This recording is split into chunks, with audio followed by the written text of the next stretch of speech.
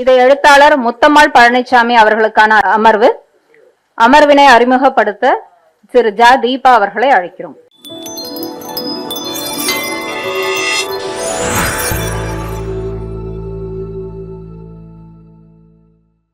வணக்கம். இந்த இரண்டாம் அமர்வு திரு முத்தம்மாள் பழனிசாமி அவர்களை பற்றியது. அவர்கள் மொத்தம் 2 புத்தகங்கள் எழுதியிருக்கிறாங்க. கொங்கு பகுதியிலிருந்து மலேயாவிற்கு குடிபெயர்ந்தவர்கள். அந்த 2 புத்தகமுமே மிக முக்கியமான ஆவணம் என்பதாலும், நாடு விட்டு நாடு மிக முக்கியமாக அனைவராலும் பரவலாக வாசிக்கப்பட்டு கவனம் பெற்றது என்பதாலும் முத்தம்மாள் பழனிசாமி அவர்களுக்கான இந்த அமர்வு நடத்துவதில் நாங்கள் மகிழ்ச்சி கொள்கிறோம். இந்த அமர்வில் அவரை குறித்து பேசுவதற்காக திரு அந்தோணி திருநெல்வேலி அவர்கள் வருகை தந்திருக்கிறார்கள். ஒவ்வொரு வாரமும் ஞாயிற்றுக்கிழமைகளில் கடந்த 20 ஆண்டுகளுக்கு மேலாக தமிழ்நாட்டினுடைய சிந்தனை இப்படியெல்லாம் மாறிக்கொண்டிருக்கிறது என்று ஒருவர் நமக்கு சொல்லிக்கொண்டே இருக்கிறார். அல்லது தமிழ்நாட்டினுடைய சிந்தனை போக்கை கொஞ்சமேனும் மாற்றுகிறார். அப்படிதான் நம்ம ஆந்தோனி சாரை சொல்லணும். அவர் நீயா நானா தொலைக்காட்சி நான் ஃபிக்ஷன் ஷோவினுடைய தயாரிப்பாளர், இயக்குனர், ஊடகவியலாளர். தொடர்ந்து இந்தியாவினுடைய பல பகுதிகளுக்கு அவர் பயணம் செய்திருக்கிறார். அவரோடு உரையாடுபவர்கள் அத்தனை பேருக்கும் தெரியும், அவர் மிக சுவாரஸ்யமான உரையாடலுக்கு சொந்தக்காரர். நாம் இந்தியாவை பார்க்கும் பார்வையும் தமிழ்நாட்டினை பார்க்கும் பார்வையும் அவர் பார்க்கும் பார்வையும் எப்பொழுதுமே வேறு ஒரு கோணத்தில் இருந்துதான் இருக்கும். அவர் இந்த புத்தகத்திற்கு பேசுவது மிக பொருத்தமாக இருக்கும் என்று நாங்கள் கேட்டதும் சம்மதித்த அவருக்கு எங்களுடைய மனப்பூர்வமான நன்றிகள். இந்த உரை நிகழ்த்த அவரை அன்புடன் அழைக்கிறோம்.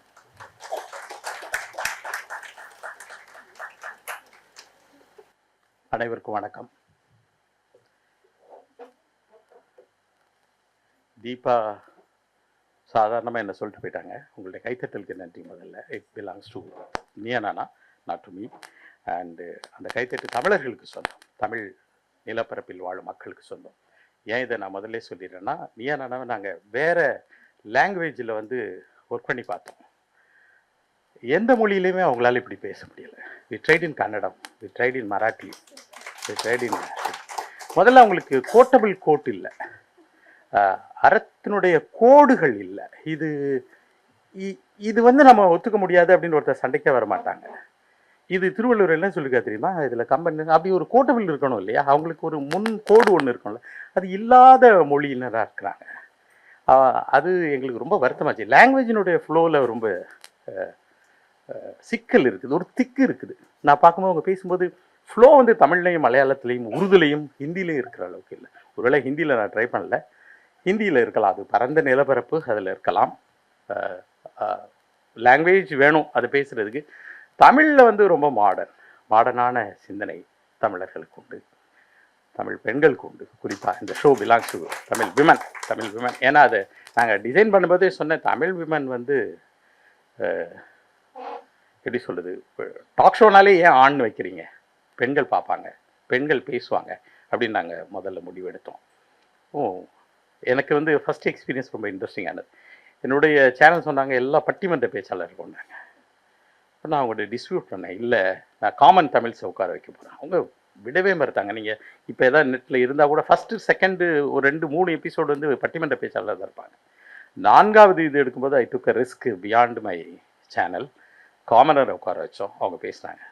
அதுதான் அந்த ஒரு 5வது எபிசோட்லேருந்து அதை ஹிட் ஆச்சு. ஏன் நான் அவங்ககிட்ட சொன்னேன்னா, ஒரு 2000-3000 வருஷம் ஒரு நிலப்பரப்பில் வாழும் மக்களுக்கு ஒரு கூர்ந்த அறிவு இருக்கும் நான் நம்புகிறேன். அவங்க பேசுவாங்க, யாரை உட்காரவங்க பேசுவாங்க, அவங்களுக்கு ஒரு கருத்து இருக்குது தமிழ் சூழல். ஐ ட்ரஸ்ட் தோ. அதனால் இதனுடைய வெற்றி முழுக்க உங்களுக்குரியது, அதனால் அந்த கைத்தட்டும் உங்களுக்கே உரியது.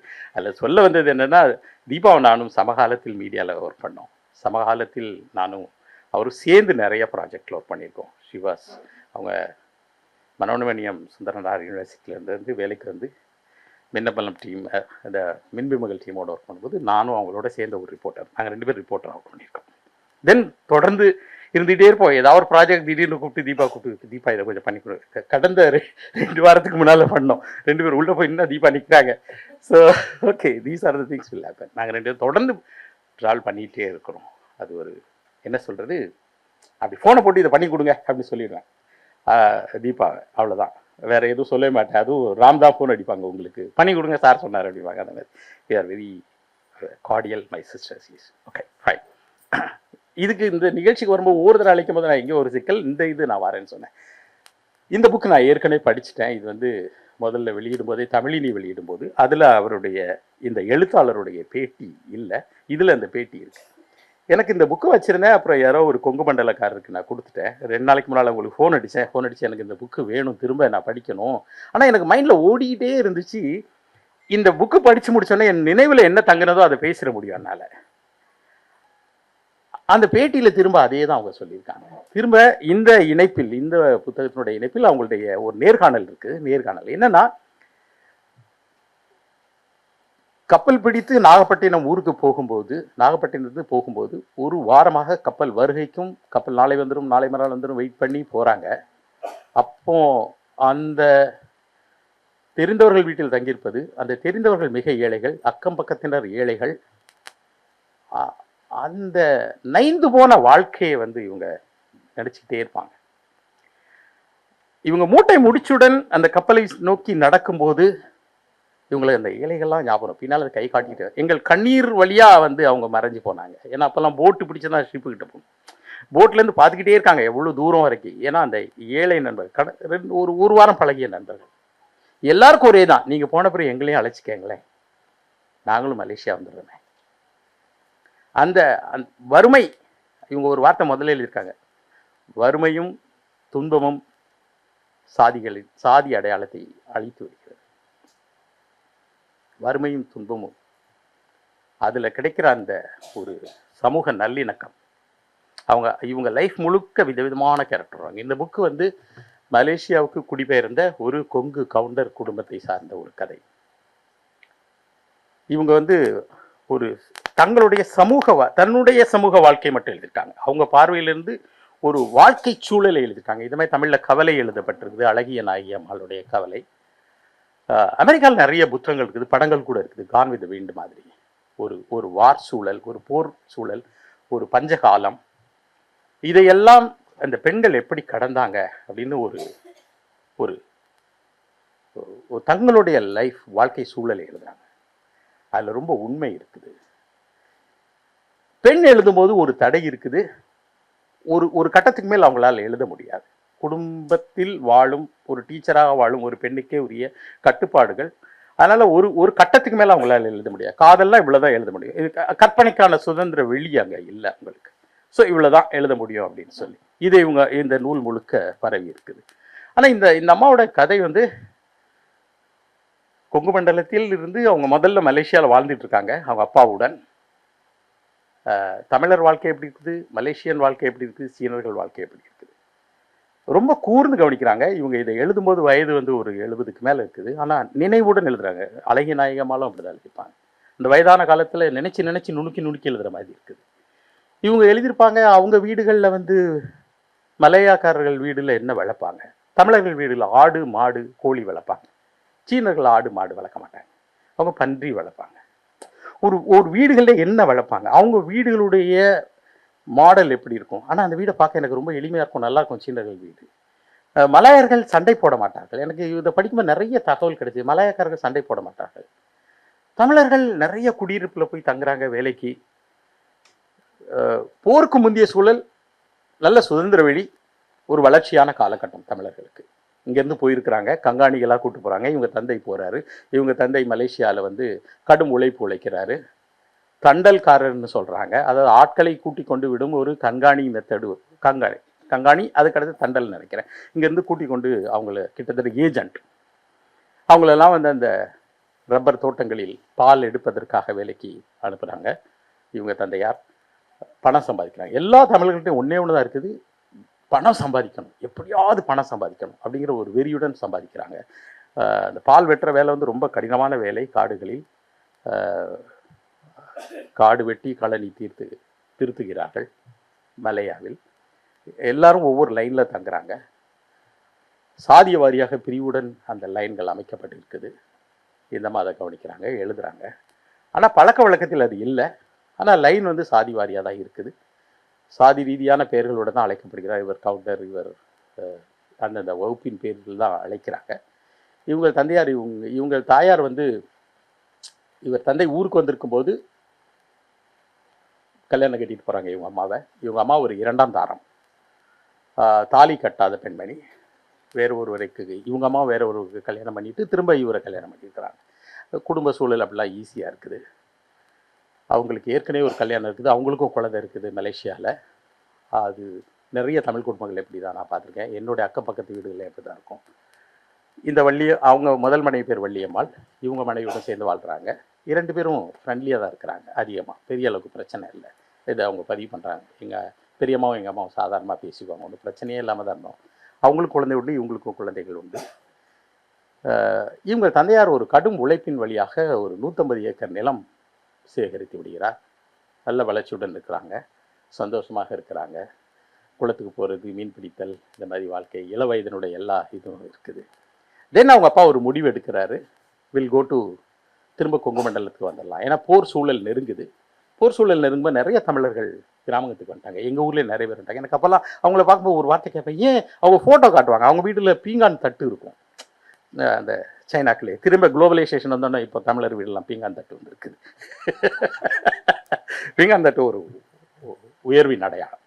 அந்த பீங்கான் தட்டில் தான் அவங்க வீடுகளெல்லாம் சாப்பிடுவாங்க. அந்த ஃபோட்டோலாம் பார்க்கும்போது தெரியும். எனக்கு எப்போ மணி நீங்களாம் ஏன் அதை விட்டு வந்துட்டீங்க மலேசியா விட்டு, என்னால் தாங்க முடியாது. ஏன்னா அவங்க வந்து அந்த பையன் ஷூலாம் போட்டிருப்பாங்க.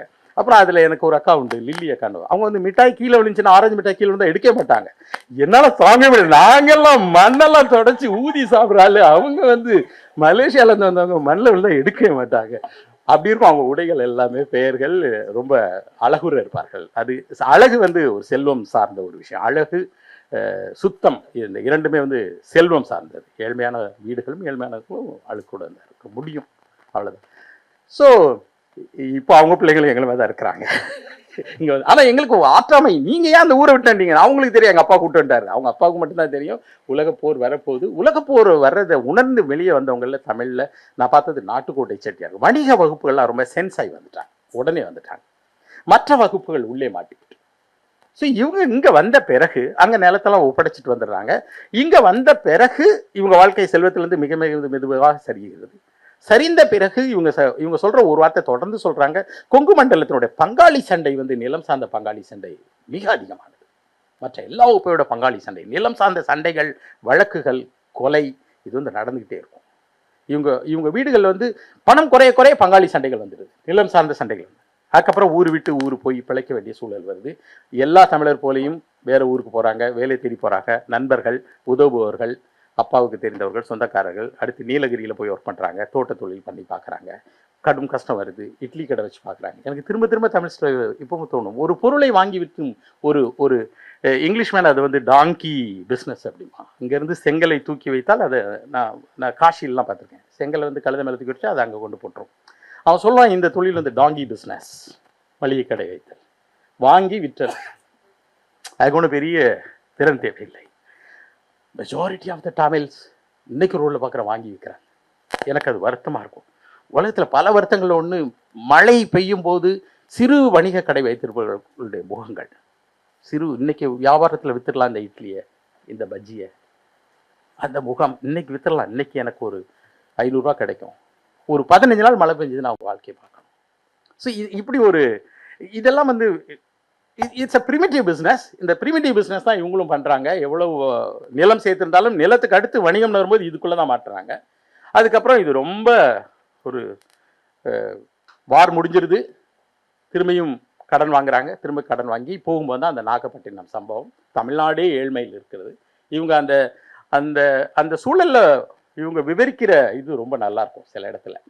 அதாவது அவங்க நீலகிரி பக்கம் தங்கி இருக்கிறாங்க. அந்த லைனில் எல்லா வகுப்பும் இருக்கிறாங்க. நாவிதர், தலித், கவுண்டர், பிள்ளை எல்லாம் இருக்கிறாங்க. ஒவ்வொருத்தரோட கேரக்டரில் ஒரு சில இவங்ககிட்ட ஒரு நல்ல அங்கதம் உண்டு. ஒரு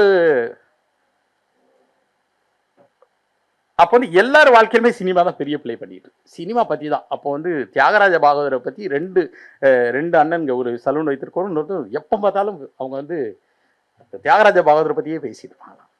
தியாகராஜ பாகவதர் அரெஸ்ட் பண்ண பிறகு அவங்க வந்து பேப்பர் படிச்சுட்டே இருப்பாங்க, டெய்லி ரிப்போர்ட். அந்த ஃபேனுடைய மொமெண்டம் மறைந்து அவர் லைஃப்குள்ளே இவங்க போயிடுறாங்க. டெய்லி படிச்சு அவரை ஜெயிலில் அடைச்சிட்டாங்க.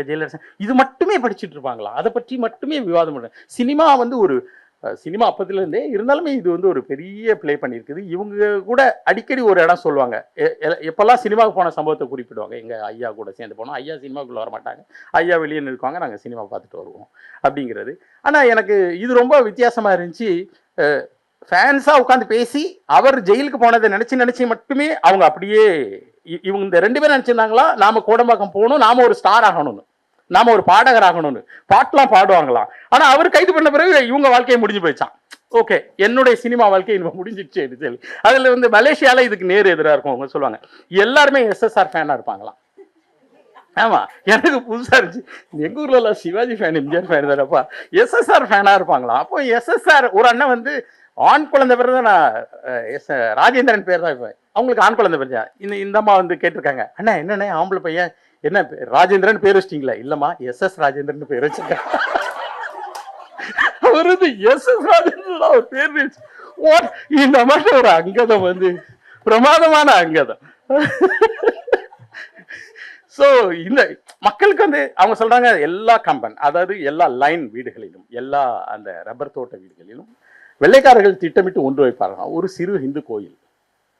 அது கிறிஸ்டின் கோயிலாக கூட இருக்கலாம், ஒன்றும் பிரச்சனை இல்லை, எல்லா தமிழ் இப்படி தான் இருப்பாங்க. ஒரு கோயில், ஒரு கூத்து மண்டபம், ஒரு தமிழ் பள்ளி, கள்ளுக்கடை. இதை தாண்டியே தமிழ்ஸ் போக மாட்டாங்களா? அந்த ஏரியா தாண்டி வேலைக்கு போயிட்டு வந்து கள்ளுக்கடை, அப்புறம் கூத்து. ஒரு கூட்டம் கூத்துலேயே இருக்குமா, ஒரு கூட்டம் கள்ளுக்கடை படிச்சுட்டு எல்லா வீட்டுக்குள்ளேயும் போய் சண்டை போட்டு வச்சுக்குவான். அப்புறம் கோயிலுக்கு போகிற கூட்டம். வேறொருவருடன் பழகாத ஒரு சூழல் இருந்துகிட்டே இருக்குமா. அவங்க அதை திட்டமிட்டு வச்சுக்கிட்டே இருப்பாங்க. பிள்ளைகள் ஒருத்தருக்குமே ஆங்கில இது எஜுகேஷன் தராம தடுத்துருவாங்களாம். எல்லாருமே இதுக்குள்ளே இருப்பாங்க. ஸோ இவங்க கண்டுபிடிச்சிருக்காங்க. பல இடங்கள்ல நான் நினைச்சேன் மலேசியா நேராக போனாங்க. இல்லை, ஸ்ரீலங்காவில் ரப்பர் தோட்டத்தில் இதெல்லாம் ஒர்க் பண்ண தமிழர்களுடைய விசுவாசம், ஒரு அமைதியான தன்மை, கடும் உழைப்பு, இதை கண்டுபிடித்த வெள்ளைக்காரர்கள் அவங்களை எல்லாரும் மலேசியா கலைக்கிறாங்க. தமிழ்ஸை ஏன் கூட்டு போறாங்கன்னா, இவங்களை வச்சு நாங்கள் ஒரு ஏரியா உருவாக்கிட்டோம் ஸ்ரீலங்கா. அதுக்கு அடுத்து இதே மாதிரி இருப்பாங்க, விசுவாசமா இருப்பாங்க, அப்படி இருப்பாங்க. நம்ம அமைக்க வேண்டியது இந்த 4 தான். சரி, இதனுடைய பெரிய வடிவம் கூட நான் கேள்விப்பட்டிருக்கிறேன். இது எப்படின்னா, செட்டியார்கள் படம் பண்ணதுக்கு அப்புறம் தமிழ்நாட்டில் வந்து ஒரு 3 வகையான எக்ஸ்பிளாய்டேஷன் உண்டு. அது எப்படின்னா, வணிகத்தில் எக்ஸ்பிளாய்டேஷன். இப்போ நீங்கள் வந்து ஒரு வட்டிக்கு தருவாங்க. நீங்கள் புயலில் தோணியில் உண்டு, நீங்கள் விவசாயம் பண்ணுறதுக்கு ஒரு வட்டி கொடுப்போம். அதில் எனக்கு ஒரு லாபம் வந்துச்சு வட்டி கொடுத்ததுனால. அவர் விவசாயம் பண்ணுறாரு, அவர் பருத்தி போடுறாரு, நெல் போடுறாரு. அதை விற்க வரும்போது நான் ஒரு அடிமாட்டு விலைக்கு வாங்குவேன். எல்லாரும் எங்கள் பக்கம் ராஜபாளையத்தில் போய் பருத்தியை போனாங்கன்னா, அப்போ அந்த ராஜபாளையம் வணிகர் சொல்றார், இப்போல்லாம் என்னப்பா பருத்தி விலையே குறைஞ்சி போச்சு, பாம்பேக்காரன் வாங்கவே மாட்டேங்கிறான் அப்படின்னு சொல்லி அடிமாட்டு. தென் நீங்கள் 2வது லாபத்தை எடுத்து விட்டீர்கள். விற்கிறது வந்து பாம்பே மார்க்கெட் இப்போ கொடுதோ அப்போ விற்பாங்க, அது 3வது லாபம். இந்த வணிக நகரங்கள் காளஹஸ்தி ஒரே மாதிரி இருக்கும், திருநெல்வேலி ஒரே மாதிரி இருக்கும், மதுரையில் இருக்கும். இந்த நகரங்களுடைய வீடுகள் பார்த்தீங்கன்னா சிறு கதவு இருக்கும், உள்ள போனா பெரிய விஸ்தாரமான வீடு உள்ள இருக்கும். பயம்தான், அடிச்சு விடுவானுங்கன்னு சொல்லி சுத்தி வீட்டுல இருக்கிறவனுங்கெல்லாம் என்னைக்காவது அடிச்சிடக்கூடாதுன்னு அப்படி ஒரு கதவு மெத்தட் இருக்கும். இது 3 மடங்கு. இதுல இருந்து தப்பிக்கிறதுக்கு ஒரே ஒன்றுதான் உண்டு, கோயில் கொடைக்கு பெரிய செலவு பண்ணிடுறது. அப்படி தனவந்தராக இருப்பது, கடவுளுக்கு இந்த பழனி சித்தநாதன் விளம்பரம் மாதிரி அப்படி கையை எடுத்து கும்பிட்டுட்டு, சரவணாசுவரெல்லாம் கையை எடுத்து கும்பிட்டு அப்படி இருப்பாங்க. அதுதான் அந்த விளம்பர மாடல். 3 வேளை உணவு கொடுப்பது மக்களுக்கு, அவர் நல்லவருங்க அப்படின்னு சொல்லி. அதுக்கு முந்தைய காலத்திலையும் ஒரு சமூக என்ன சொல்றது, ராபின் ஹுட்ஸ் வராம தடுக்கிறதுக்கு அவர் ஒரு ஐடியா. ராபின் ஹுட்ஸ் வராம இருக்கணும்னா இந்த மெத்தட் பண்ணணும். அதுக்கப்புறம் அதுவே என்ன ஆயிருதுன்னா, அடுத்த கட்ட பொருளாதாரம் வளரும் போது மதுரை மொட்டை கோபுரத்தை கட்டும்போது செட்டியார் ஒருத்தர் தனியாக கட்டுறாரு. அவங்க ஒரு கட்டுப்போ சொல்ல, செட்டியார் கட்டினதுக்கு அப்புறம் எந்த தமிழ்ஸுமே காசு அவரே கட்டிக்குவாருங்க அப்படி சொல்லி. இளையராஜா கட்டும்போது அப்படிதான் விட்டுட்டாங்க. நீங்க இந்த கோயில் வேலைகளை ஏற்றுக்கொண்டீர்கள்னா மற்ற தமிழர்கிட்ட ஒரு குணம் இருக்குது, அது அவர் செட்டியார் கட்டிக்குவார் சொல்லி. அவர் கஷ்டப்பட்டு கட்டி அவர் நஷ்டமாயிட்டார், அவர் குடும்பம் போயிடுது. இது வந்து அந்த குடும்பம் அழிந்து போய்விட்டது. காளஹஸ்தி கோயில் கட்டினவருக்கு சிலை உண்டு. அவர் கடைசியில் தன் மனைவியின் தாலி கொடியை அடகு வைத்து அந்த கோயிலை கட்டினார். அவருக்கு ஒரு சிலை மட்டும் இருக்கும். அந்த குடும்பம் இன்னுமே வந்து பட் வெள்ளையர்கள் இதை கூர்ந்து கவனிக்கிறாங்க. தமிழ் ட்ரேடர்ஸ்ல இப்படி ஒரு குணம் இருக்குது. பணம் வந்தவுடனே உங்களை ஊர்ல காட்டணும்னா, சர்ச்சில் பெரிய கோயிலுக்கு டவர் கட்டுவது, இல்லைன்னா பெல் வாங்கி தருவது, எங்கள் ஊரில் முதன் முறையாக மெர்க்குரி விளக்குகளை போட்டது 1,00,000 எல்லாருமே அதுக்கப்புறம் அப்படி பாட்டின உடனே ஏற்கனவே ஊரில் வந்து ஒரு பாரம்பரிய பணக்காரன் இருப்பான்ல, அவன் கூட்டத்துக்கும் இவங்களுக்கு சண்டை வந்துடும். அப்புறம் கேஸ் தான், அடிதடி சண்டை. அதான் முதல்ல கோயிலுக்கு சர்ச்சுக்கு செலவு பண்ணுவது, அப்புறம் அது ரீதியா ஏற்கனவே எக்ஸிஸ்டிங்கா இருக்க பணக்காரர் வீட்டுகளுக்கும் அவன் வீட்டு முன்னால எப்படி நீ 2 பாட்டு போட்ட, அவன் வீட்டு முன்னால எப்படி நான் 2 தடவை வாசித்த, அவன் புது பணக்காரனா அப்படின்னு ஒரு சண்டை வர்றது. சண்டையில் அப்புறம் கேஸ், அப்புறம் அவங்களுடைய வளர்ச்சி குறைஞ்சு போறது, அப்புறம் திருநெல்வேலியில் உள்ள கடையெல்லாம் வித்துருவாங்க. இது நான் வந்து என் கண்ணெதிர பார்த்துருக்கேன். வருவாங்க மலேசியாலேருந்து இப்படி அழிவாங்க. இதை வந்து வெள்ளக்காரன் கவனிச்சு he called majority of the Nattukottai Chettiar அவங்களுடைய கூட்டத்தில் அவன் சொல்றான், நீங்க இது பண்ணக்கூடாது, invest on education, back and இன்டகிரேஷனுக்கான வணிகம் பண்ண. அப்படி பண்ண குடும்பங்கள் மட்டுமே இன்று வரைக்கும் இருக்கிற ஏஎம்எம் ஸ்பீக் இந்த மாதிரி எல்லாருமே தே டாண்ட். அவங்ககிட்ட சொன்னது, இதுக்குள்ள நீங்க போனீங்கன்னா சண்டைகள் மற்றும் இதுக்குள்ள வந்து மாட்டுவீங்க, கம் டு திஸ் ஸ்கூல் தொடங்குங்க. அப்படிதான் கருமுத்தி தியாகராஜ செட்டியார்லாம். அதுக்கப்புறம் அவங்க திரும்ப ரிலிஜனுக்குள்ளதான் விழுவாங்க. இது இவங்க இல்ல, எனி வணிக வகுப்பு இன்செக்யூரிட்டியில் இருக்கும்போது கடவுளை நோக்கி தான் நகரும். ஒரு வணிகத்துக்கு செக் பணம் பண்ண போறோம், பணத்தை வைக்கிறோம்னா அதுக்கு வர்ற கடவுள் என்ன ஜோதிட பயம் எல்லாமே வந்துடும். எல்லா ஜோதிடம் பார்ப்போம். யூஸ் டு சி கல்லிடக்குறிச்சியில் நிறைய முஸ்லீம் விமன் வந்து ஜோதிடம் பார்த்துக்கிட்டு இருப்பாங்க. வணிகத்தில் இருக்கிறவங்களுக்கும் அரசியலில் இருக்கிறவங்களுக்கும் வர்ற பயம், அவங்க எதை தின்றாவது பித்தம் தெளிந்து விடும் சொல்லி எல்லாத்தையும் நம்புவாங்க. ஏன்னா அது இன்செக்யூர்டு டு த கோர் அப்படி இருக்கும். ஸோ இந்த இன்செக்யூரிட்டியிலே இவங்களை அவங்க மலேசியாவில் வச்சுறாங்க வெள்ளக்காரங்க. இதுதான் இவ்வளோதான். ரொம்ப உன்னால் தாங்க முடியாத வலி இருக்கிறதா, கோட்டு கல்லுக்கடை அப்படி சொல்லி இதிலே சண்டை போட்டு வாழ்கிறாங்க. இதை தாண்டி இவங்க திரும்ப மலேசியா போகிறாங்க. இங்கே குடும்ப கஷ்டம். அதுக்கப்புறம் அங்கே போன பிறகு இவங்களோட வாழ்க்கை யாரையெல்லாம் நல்லவராக பார்த்தா, யாரையெல்லாம் இவர்கள் நிலத்தை விட்டு விட்டு வந்தார்களோ அவர்கள் எல்லாருடைய குணமும் மாறி இருக்கிறத பதிவு பண்ணுறாங்க. இவங்க சித்தப்பா இவங்க போய் மலேசியாவில் இறங்கினதுக்கப்புறமே வரவேற்பு முகமே காட்டவில்லை. சின்ன வயசுல தூக்கி சுமந்தவர் இப்போ வந்து சிரிச்சு கூட பேசலை. ஏன்னா அவங்ககிட்ட தான் இவங்க அந்த 150 ஏக்கரை கொடுத்துட்டு வந்தாங்க. அந்த வார்க்கு அப்புறம் நடந்த சம்பவங்களை இவங்க தமிழில் ரொம்ப நல்லா பதிவு பண்ணியிருக்காங்க. என்ன பதிவு பண்ணியிருக்காங்கன்னா, வார்க்கு அப்புறம் நிறைய வெள்ளையர்கள், நான் சொன்னேன் வணிக வகுப்புகள் வெள்ளையர்கள்லாம் முதல்ல வெளியே போயிட்டாங்க. மாட்டிக்கொண்டது வந்து பெரும்பான்மையா வந்து ஒரு சுபாஷ் சந்திரபோஸ் படையில் சேர்ந்தவர்கள், எளிமையான தமிழர்கள். இவங்களை வந்து கடும் தாக்குதலுக்கு நடத்தப்பட்டிருக்குது. மலேசியாவை சேர்ந்த கம்யூனிஸ்டுகள், அப்புறம் இவங்க ஜப்பானிய படைகள் இவங்களை ஒரு கூலிக்காகவும் ஒரு கேனன் ஃபோர்டரா முன்னால கூட்டு போய் சாவடிக்கிறதுக்கான இது இன்னைக்கு வரைக்கும் இந்தியர்கள் நிறைய பயன்படுத்தப்படுவது. அதுன்றலாம் இஸ்ரேல் கூட அதுக்கு ட்ரை பண்ணுதுன்னு சொல்லுவாங்க. நிறைய ஆட்களை எடுத்து கேனன் ஃபோர்டரா சாவடிச்சிருது, முன்னால் அனுப்புறது. ஸோ அப்படி நிறைய பேர் சேர்த்துருக்காங்க. நிறைய குழந்தைகளை இழந்திருக்கிறாங்க. பல பேர் பைத்தியமாக வாழ்ந்திருக்கிறாங்க. அவங்க இது எனக்கு புதுசாக இருக்கு. ஒரு அம்மா பைத்தியமாக அலையும். அவங்க போய் கையை பிடிச்சு கேட்டால் அவங்க என் பையன் எங்கே அப்படி கேட்பாங்க. அதாவது பெண்கள் தங்கள் பையனை தன் கண்ணெதிர கூட்டு போய் காணாமல் போகிறது, தேடி தேடி அலைவது. இன்னைக்கு இலங்கையில் இருக்கலாம், பல இடங்கள்ல இருக்கலாம், உலகம் முழுது நடக்கும், வாரில் நடக்கும். ஆனால் அது தமிழர்கள் ரொம்ப விமன் வந்து சஃபர் ஆகியிருக்காங்க. எல்லாரும் வீடை விட்டு ஓடி இருக்காங்க. மலையக்காரங்கள்லாம் வீடை விட்டு ஓடி இருக்காங்க. திரும்ப ஜப்பானிய படைகள் வெளியே சென்ற பிறகு இவங்கெல்லாம் திரும்ப உள்ளே போகிறாங்க. வேர்ல்டு வார் திரும்ப முடித்து விட்டது. உள்ளே போகும்போது வீடுகள் எல்லாமே உடைந்து கிடக்குது, பொருள்கள் திருடப்பட்டிருக்கு. ஆனால் இவங்க பார்க்குறது வந்து மனிதர்கள் மாறிவிட்டாங்க, சொந்தக்காரர்கள் மாறி. எல்லாருமே அந்த நிலத்தை அபகரித்தோ இதுக்கப்புறம் திரும்ப கொடுக்கக்கூடாதுங்கிறது. அதுக்கப்புறம் அவங்களுடைய அந்த பழைய ஒரு முதல்ல இருந்த அந்த போன்ஹோமியான வாழ்க்கை, போருக்கு முந்தைய வாழ்க்கை திரும்ப அவங்களுக்கு யாருக்குமே கிடைக்கல, இவங்களுக்கும் சரி. அதுக்கப்புறம் இவங்க ஒரு தனித்த குடும்பங்களாக மாறுகிறார்கள் நிறைய பேர். அது வரைக்கும் இருந்த அந்த கூட்டு குடும்ப சிஸ்டம் வார்க்கு அப்புறமா. வார் பற்றி பேசும்போது எனக்கு எப்போதும் தோணும், புதிய பொருளாதாரம் புதிய மனிதர்களை உருவாக்க. புதிய பொருளாதாரம் வந்தவுடனே புதிய மனிதர்கள் உருவாகும். இன்றைய புதிய பொருளாதாரம் தமிழர்களை வேறு மனிதர்களாக மாற்றி இருக்குது. நான் பார்த்த அந்த பழைய தமிழர்கள் இப்போ இல்லை. இது வேற குணத்தை மாற்றிடுங்கிறாங்க. புதிய பொருளாதாரம் வந்தோடனே இவங்க குணம் மாறிடும். அதுக்கேற்ற மாதிரி நீங்கள் வந்து இண்டஸ்ட்ரியலைசேஷன் முடிஞ்ச உடனே வந்த குணம் வேறு, குளோபலைசேஷன் வந்த பிறகு வந்த குணம் வேறு. அது அவங்க சொல்லி எழுதலை. ஆனால் எனக்கு அதை எழுதும்போது எனக்கு தோன்றியது. ஏன்னா நான் இதை வேற நூல்களில் படிச்சிருக்கேன். குளோபலைசேஷன் வந்த பிறகு சிவிலைஸ்டு குடும்பங்களுடைய சிவிலைஸ்டு நாடுகளுடைய குணங்கள் எப்படி மாறி இருக்குது. இண்டஸ்ட்ரியலைசேஷன் வந்து வேற ஒரு மனிதனை கொண்டு வந்துச்சு. அது இப்போ இல்லை, இது வேறு மனிதர்கள், இதுக்கான பிரச்சனைகள் வேறு. ஸோ இவங்க அதை ஃபேஸ் பண்ணுறாங்க. இதெல்லாம் தாண்டி அந்த பீரியடில் போகிறாங்க. அதுக்கப்புறம் அவங்க அங்கே படிக்கிறாங்க, டீச்சர் ஆகுறாங்க. இவங்களுக்கு ஒன்றின் மீது ஈடுபாடு, தமிழ் நூல்கள் மீது ஈடுபாடு, இவங்க பாட்டி தாத்தா சொல்லும் கதைகள் மீது ஈடுபாடு. இவங்க தாத்தாவை பற்றி ரொம்ப நல்லா குறிப்பிடுறாங்க. இவங்க தாத்தா ஒரு கொலைகாரர், ஒருத்தரை சுட்டு கொண்டுறாரு. இவங்க குடும்பமே ஒரு கொலைகார குடும்பம் என்பதை பதிவு செய்கிறாங்க ஊரில். அதை விட்டு தான் அவர் ஓடி வந்திருக்காங்க. நிறைய பேர் மலேசியாவுக்கு சென்றவர்கள் ஒரு சின்ன கிரைம் பின்னணி உடையவர்கள் அதிகம் தமிழ்நாட்டில்.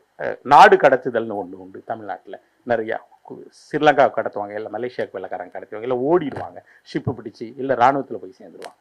ஸோ அந்த கூட்டம் நிறையா இவங்க அங்கே செட்டில் ஆகிருக்கிறாங்க. இந்த அதுலேருந்து தப்பிக்கிறார்கள் தமிழர்கள். இந்த பெண்கள் படிக்கிறார்கள், இந்த அம்மா டீச்சர் ஆகிறாங்க. இவங்க தந்தையார் ஒரு வெள்ளைக்காரருடைய தோட்டத்தில் அழிச்சார், ஒரு ஹாஃப் வெள்ளைக்காரர். ஏன்னா அவருடைய மூதாதையரில் பாதி தமிழ் அம்மா இருக்கிறாங்க. அவங்களுடைய அந்த வெள்ளைக்காரருடைய தாத்தா ஒரு தமிழச்சியை கட்டியிருக்காரு ஆப்பிரிக்காவில். அதுக்கப்புறம் அவர் வெள்ளைக்காரர், முழுமையான வெள்ளைக்காரர். அவர் வந்து ஸ்காட்லாண்டை சேர்ந்தவர், அங்கே உள்ள ஒரு மன்னர் குடும்பத்தை சார்ந்தவர். இங்கே நிலப்பிரபுவாக வந்துக்கிறார். அவர் ஒரு கொடூரமான மனிதர். அவரும் வாருக்கு முன்னால் போயிடுறாரு. அவருக்கு இதே மாதிரி ஒரு 2ஆம் தரத்தின் வெள்ளைக்காரருடைய மகன், அவனை மட்டும் விட்டுட்டு போயிடுறாரு. அந்த வெள்ளைக்காரரை இந்த அம்மா கல்யாணம் பண்ணிக்கிறாங்க. இவங்க அதுக்கப்புறம் முத்தம்மாள் கிராண்ட், இவங்களுடைய பெயர் முத்தம்மாள் பழனிசாமி, டிரான்ஸ் முத்தம்மாள் கிராண்ட், அந்த வெள்ளைக்காரரை கல்யாணம் பண்ணிக்கொள்கிறார்கள். நிறைய 2ஆம் தர கல்யாணங்கள், நிறைய கொலைகள், நிறைய திருடு, நிறைய எல்லாருமே நம்புவது ஒன்றே ஒன்றுதான், பில்லி சூனியம். எல்லார் வீடுகளிலும் பில்லி சூனியத்தை நம்புவது, எல்லாரும் மாந்திரியத்தை நம்புவது. ஏதாவது ஒன்று தீர்வு கிடைத்து விடுமான்னு சொல்லிது. அதை எதிர்க்கும் குணமும் நிறைய இருக்குது. வந்தவொடனே அப்பாவுக்கு தெரிஞ்சா வந்தவொடனே அடி வெளுத்துறாரு, எவனை கூப்பிட்டு வந்தேன்னு சொல்லி அந்த மந்திரவாதியை போட்டு அடி வெளுத்துறாரு. ஆனா எல்லாருமே மந்திரவாதத்தை ரொம்ப நம்பின ஒரு காலம் அது. இந்த மாதிரி பீரியட், இந்த வார் காலத்தில் அதை தவிர வேறு வழியில் ஒன்றும் மந்திரவாதம் இதெல்லாம் நம்பிதான் ஆகணும். நானும் இருந்தாலும் அதை தான் செய்வேன். எல்லாருமே நம்பி இருக்கிறாங்க. அது ரொம்ப மந்திரவாதிகளில் எளிய விஷயத்துக்கு நீங்க சூன்யம் வைத்து விட்டீர்கள் என்கிற இது வந்திருக்குது. இதெல்லாம் தாண்டியவர்கள் இப்படி ஒரு வாழ்க்கை, எஸ் இப்படி ஒரு வாழ்க்கை செய்து அவங்க படிக்கிறாங்க, தங்கள் பிள்ளைகளை படிக்க வைக்கிறார்கள். தங்கள் பிள்ளைகள் வெளிநாட்டவரை கட்டுகிறார்கள், வெள்ளைக்காரர்களை கட்டுகிறார்கள், வேறு வேறு சாதியை சார்ந்தவர்களை கல்யாணம் செய்து கொள்கிறார்கள். அவர்கள் ஒரு முழுமையான ஒரு குளோபல் சிட்டிசனாக மாறிவிடுகிறார்கள். அதில் மூத்த மகனுக்கு வந்து டைவர்ஸ் வருகிறது. அவர் ஒரு வெள்ளைக்காரியை கல்யாணம் கட்டிக்கொள்கிறார். அந்த இதை ரொம்ப இதாக இருக்கும். டைவர்ஸ்க்கு முந்தின நாள் இவங்க ஸ்காட்லாண்டில் உள்ள ஒரு சர்ச்சுக்கு போகிறாங்க. பனி பெய்யும் நேரம், அடர்ந்த இருட்டான பனி பொழியும் நேரத்தில் இவங்க போகிறாங்க. இவங்க உடை முழுக்க வெள்ளை பனி. அந்த சர்ச் உள்ள போனால் ஒரு பெல் அடிச்சுட்டு தூபம் காட்டுறார் father. Because that's a ancient method, old Christian method. இவங்களுக்கு ஒரு ஹிந்து டெம்பிள்குள்ளே போன நினைவு வருது. சாமி கும்பிட்றாங்க. வெளியே வந்த பிறகு அந்த பையன் அன்னைக்கு அவங்களோட பேரன் மடியில் படுத்திருக்கான். அவன் சொல்கிறான், பாட்டி அப்பா அம்மா டைவர்ஸ் பண்ண போகிறாங்க, எப்படியாவது தடுத்துருங்க பாட்டின்னு சொல்லி. ஆனால் அதோடு முடிச்சிடறாங்க. என்ன நடந்தது என்று சொல்லவில்லை. டைவர்ஸ் ஆயிட்டு விடுது, அந்த பையனுடைய நிலை என்று சொல்லவில்லை. நிறைய டைவர்ஸ். இதையெல்லாம் பார்க்கும்போது எனக்கு வந்து தமிழர்கள் வந்து ஒரு பெரிய ஒரு சோசியல் லக்கேஜை வந்து தலையில் சுமக்காமல் போயிருக்கிறாங்க. எது வேணாலும் சந்தித்துக் கொள்ளலாம், அன்றன்றைய நீதியுடன் இருக்காங்க. ஒரு பேசிக் அறத்தை தாண்டி வேற ஒன்றும் இல்லை. அன்றன்றைக்கான நீதியுடன் வாழ்றாங்க. லக்கேஜ் இல்லாதனால அவங்க வந்து 2ஆம் தாரமாக போகிறது சரியா இருக்கலாம், இல்லை சண்டை போடுவது சரியா இருக்கலாம், கள்ளுக்கடையில் வாழ்வது சரியா இருக்கலாம், அதை தாண்டி நல்லவராக வாழ்வதும் சரியா இருக்கலாம் எல்லாரும். ஆனால் அடிநாதமாக ஒருவருக்கு ஒருவர் ஹெல்ப் பண்றாங்க. இந்த கதை முழுக்க நிறைய மாந்தர்கள் வர்றாங்க. ஒவ்வொரு கேரக்டரும் பிரமாதமான கேரக்டர். இது பெண்களால் மட்டும்தான் எழுத முடியும் ஒரு இடம் தான். இவங்களுடைய ஒரு ஒன்று விட்ட அண்ணனை வந்து காப்பாற்றுகிறார் ஒரு மலைய முஸ்லீம். அவர் தான் கொல்லி வைக்கிறார் அவங்க பாட்டி. அகமது தான் கொல்லி வைக்கிறார். அந்த அகமதை இவங்க கடைசியில் ஒரு கப்பலில் வச்சு பார்க்குறாங்க. அவர் ஒரு அரசு ஊழியராக இருக்கிறார். வாழ்க்கை மாறிவிட்டது, அரசு ஊழியர். அதுக்கப்புறம் இவங்க இந்தியாவுக்கு போகும்போது அவர் வந்து நல்லா இருங்கம்மான்னு சொல்கிறாரு. இவங்களுக்கு இந்த மாதிரி ஒவ்வொருத்தராக வந்து கரைஞ்சி போகிறாங்க. இந்த கதை முழுக்க ஒரு கேரக்டராக வரும், ஹெல்ப் பண்ணிப்பாங்க. அப்புறம் இதான் நான் கடைசியாக பார்த்தேன், அந்த அண்ணன் எங்கே போயிட்டாங்கன்னு அதுக்கப்புறம் எனக்கு தெரியல. இவருடைய ஒரு பிள்ளையை வந்து ஊரில் விட்டுட்டு போனார், இன்னொருத்தனை மலேசியா கூட்டு போகிறார். அந்த அண்ணன் இப்போ எங்கேயோ உதகமண்டலத்தில் பேக்கரி வச்சிருக்கிறாராம். நான் பார்த்ததில்லை. வாழ்க்கை முழுக்க ஒரு இந்த பெண்கள் வந்து நினைவேந்தல்களே வாழ்றாங்க, நினைவுகளே வாழ்றாங்க. அந்த நினைவுகளின் கதை இவங்க நிறைய கேரக்டர் வந்து இப்படி ஹெல்ப் பண்ணாங்க. அந்த அண்ணன் இப்போ எங்கே இருக்காங்கன்னே தெரியல. இது கிட்டத்தட்ட நம்ம கோணங்கி எழுதுவார்ல, அந்த வெள்ளரி கவித்த அக்கா, கீக்காட்டு நாடார், இவங்கெல்லாம் இப்போ எங்கே இருப்பாங்க? அந்த நினைவேக்கம் வந்து இந்த நாவல் முழுக்க இருக்குது. நல்ல மாந்தர்கள். மனிதம் மட்டுமே உள்ளது. ஏன்னா வறுமை இருப்பதால் மனிதம், சாதி மதம் கடந்து உதவியவர்கள். ஒவ்வொருத்தரும் காணாமல் போயிடுவது, இல்லை தொலைந்து போவது, பிரிந்து போவது, இந்த வாழ்க்கை முழுக்க இவங்க பதிவு பண்ணியிருக்கிறாங்க. இது ஒரு நாவல். ஆனால் இது படித்து முடிச்ச பிறகு எனக்கு தோணுச்சு, இதில் 2 கேரக்டர் தான். அவங்க வந்து அவங்களுடைய தாத்தா பற்றி சொல்கிறாரு, அதுக்கப்புறம் அவங்க அப்பாவை சொல்கிறாங்க. இவங்க அப்பா ஒரு தண்டல்காரர், ஒருவேளை ஏஜெண்டாக இருக்கும்போது மிக வயலண்டாக கூட இருந்திருக்கலாம், முன்கோபக்காரன்னு சொல்கிறாங்க. ஆனால் அதனுடைய நீதியை தாண்டி அவரை ஒரு மகளாக இவர் பார்க்குறார். எங்கள் அப்பா நல்லவர். இந்த நாவல் முழுக்க ஒரு தண்டல்காரருடைய குணத்தை அவங்க வந்து பதிவு பண்ணவே இல்லை. ஒரு வட்டிக்குறருக்கு இன்னொரு குணம் இருக்கு இல்லையா, 150 ஏக்கர் சேர்க்கறதுக்கு அவர் எக்ஸ்ப்ளாய்ட் பண்ணிப்பார், அது சொல்லலை. ஆனால் அம்மா ஒரு மகளா இருந்து பார்க்கும்போது இது அவருக்கு ஒரு நீதி இருக்குது. அவர் சொல்றாரு, பெண்ணுக்கு பாதுகாப்புங்கிறது 4 சுவர் இல்லமா, மனம் அப்படின்னு சொல்லியிருக்காரு. அவருக்கு ஒரு அறம் இருக்குது, அதை வந்து இவங்க ஃபாலோ பண்ணிக்கிட்டே இருக்காங்க. என் தந்தையார் மிக இதானவங்கன்னு சொல்லி அவங்க கடைசியில் பதிக்கும் போது முதல் மனைவி வீட்டில் தான் பதிக்கிறாங்க, இவங்களை விட்டுறல. அதுக்கப்புறம் இவங்க அனாதரவாயிடுறாங்க.